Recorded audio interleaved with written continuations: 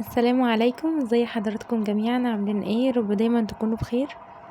كحك العيد مش هتعمليه بس في العيد، لا هتعمليه في اي وقت انت حابه، من كتر ما هو ما شاء الله سهل ومقاديره بسيطه، وان شاء الله هينجح معاكي من اول مره، وما شاء الله ناعم جدا وفي نفس الوقت خفيف. المقادير بتاعته مظبوطه، السمنه مظبوطه، السكر مظبوط. هقولك مقادير الكيلو وتقدري تضاعفيها زي ما انت حابه. انا هنا في الفيديو ده عملت مقادير 2 كيلو. مش هطول على حضراتكم ونسمي الله ونبتدي مع بعض. اول حاجه هبتدي بيها هما الاتنين دول، ريحه الكحك وريحه السمنه البلدي. هتلاقيهم عند اي عطار او اي حد بتاع مستلزمات حلويات، ومهمين جدا وبيدوا طعم حلو قوي للكحك، وبيفرق معاكي كانه بالظبط زي اللي جايباه من بره. ومعاكي كيلو دقيق، نص كيلو سمنه، 100 جرام ميه او لبن على حسب ما تحبي، و50 جرام سكر بودره، اهم حاجه يكون سكر بودره، ونص معلقه صغيره خميره، ومعاكي معلقة ريحة كحك برضو بتجيبيها من عند اي حد عطار او اي حد بتاع مستلزمات حلويات، ودي طبعا اهم حاجة. ودي اضافة تانية هقولك عليها، ممكن تحطيها وممكن لا، براحتك.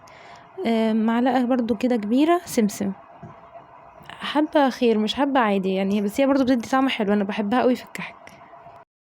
انا نزلت بكل المكونات على بعضها، الخميرة والدقيق وكل حاجة. طبعا الدقيق وانتي بتحطيه لازم تنخليه، وهحط كمان روح الموز وريحة السمنة البلدي، وهبتدي ان انا ابسهم كلهم في بعض. هياخدوا مني شوية يعني حوالي 10 دقايق كده بس، لحد ما يوصل معايا للقوام اللي حضراتكم شايفينه دلوقتي.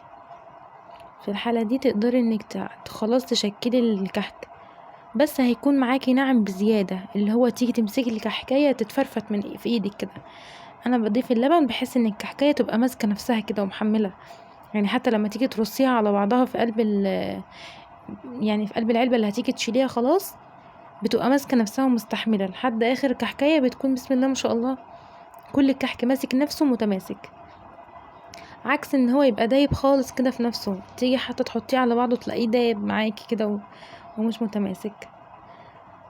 بالنسبة للحشو تقدري تعملي بقى الحشو اللي حضرتك تحبيه. انا حبيت ان انا اعمله ملبن بس، وما حبيتش ان انا افتكس فيه اي حاجه، يعني الملبن زي ما هو، يا دوب بس ضفت عليه شويه من ازازه ريحه ريحه الموز. يعني ريحه الموز حطيت شويه منها على العجين، وشويه حطيتهم على على الملبن. ما تكتريش برضو ريحه موز، هي الازازه بس تكفي معاكي. انا ما سبتهوش يختمر عشان ما ياخدش مني وقت. مجرد ما خلصت عجين في نفس الوقت وانا واقفه على الرخامه، بسم الله ما شاء الله، على طول ابتديت ان انا اشكل، ما اخدش معايا وقت خالص. وبعد بقى ما بشكل بسيبه بقى يرتاح مع نفسه ويبتدي ان هو ايه يرفع.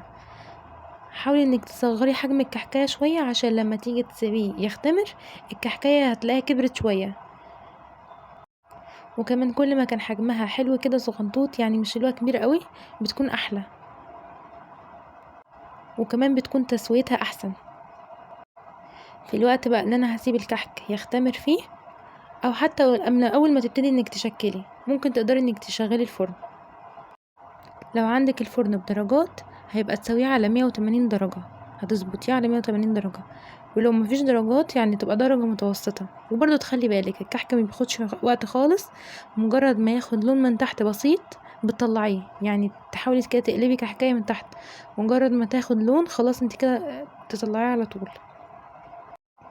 حابة تزودي تسويته، انا بحب ان انا ازود تسويته شوية، وبشغل الشواية مثلا حوالي دقيقة كده وبطلعه، يعني ما بخلوش حتى ياخد لون، يا دوب بسيط كده واطلعه. لو مش حابة الحركة دي خلاص مفيش مشكلة، تسويه بس من تحت وطلعيه. بس انا بحاول اعمل حركة الشواية دي عشان لو قعد معايا فترة كبيرة ما يحصلوش اي تغير في الطعم. هو اصلا بامر الله لما تجربي الطريقة دي مش هيقعد معاكي، مجرد ما تخلصيه اصلا ما شاء الله هيخلص. طريقة سهلة جدا في المكونات وحتى في العميل، مش هيتعبك خالص بإذن الله. كفاية انك هتوفري وهتاكلي حاجة مضمونة انتي عاملاها في البيت بإيدك. المقادير اللي قلتها لك دي هتعمل معاكي 2 كيلو في الآخر، او 2 كيلو الا ربع مثلا. انا عملت مقادير 2 كيلو، ما شاء الله عطتني حوالي 4 كيلو ما شاء الله. وانا واقفة على طول بخلصهم، بعمل كل الصجان مرة واحدة، وبعدين بسيبهم يريحوا وبعد كده ببتدي تسوية، يعني ببتدي من اول واحد خلصته لحد اخر واحد عملته، يعني بحطهم بالترتيب بحيث ان انا ما اسويش حاجة قبل حاجة، اللي خلصته الاول هو اللي يتسوى الاول، وهكذا. تقدري تستغني عن حشوة الملبن وتعمليه سادة، يا دوب بس بعد ما يخلص ترشي عليه سكر مطحون. طبعا انا مسرعه الفيديو عشان اخلص الكميه بسرعه، وفي نفس الوقت عشان ما اخدش معاكم وقت. لو حاسه انك لما تيجي تعملي الكميه دي تتعبي وانت واقفه، ممكن تفرشي حاجه في الارض وتبتدي انك تعمليه، بيبقى احساس حلو قوي، خصوصا لو دخلت عيد وعملتيه. انا بصراحه كنت مصوره الفيديو ده عشان انزله لكم قبل العيد، بس اتاخرت في تحميله، بس مفيش مشكله. اهم حاجه انك تبقي شايفه الطريقه وتحفظيها عندك في اي وقت تعمليه،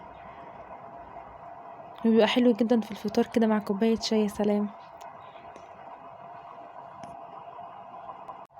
بس بقى لو طولت عليكم ورغيت كتير كده، انا خلاص خلصت كل الكميه الحمد لله. انا شغلت عليه الشوايه عشان يبقى تسويته اعلى شويه.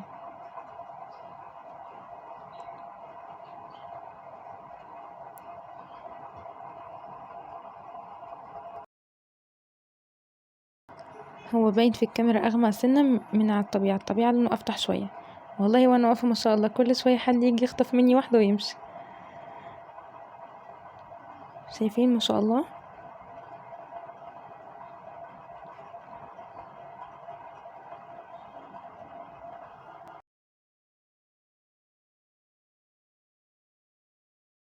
ما شاء الله زي بره بالظبط، طعم وريحه وبيدوب في البق، والملبن كده سايح جواه، ما شاء الله ما شاء الله جميل جدا، وفي نفس الوقت متماسك. يعني لما تيجي حتى ترصيه على بعضه هتلاقيه كده ما شاء الله متماسك، مش اللي هو تحطيه تلاقيه داب من بعضه خالص كده. وفي ناس بتحب الكحك اللي هو بيدوب خالص من بعضه ده، في الحالة دي هتستغني بس عن اللبن او المية اللي احنا حطيناه، اللي هو ال100 جرام.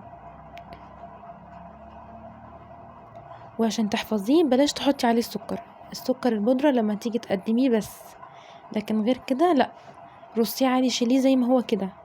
لكن انا بس هعمل شوية عشان اصوره لكم واحط عليهم سكر بودرة.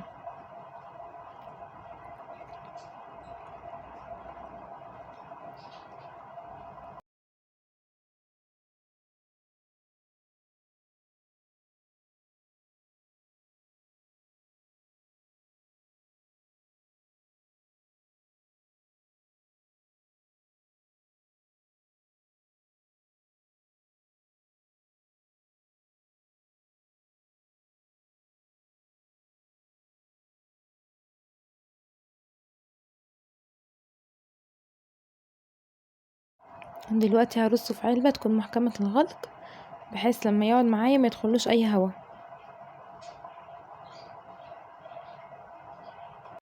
او ممكن تحطيه في اي حلة مفيش مشكلة.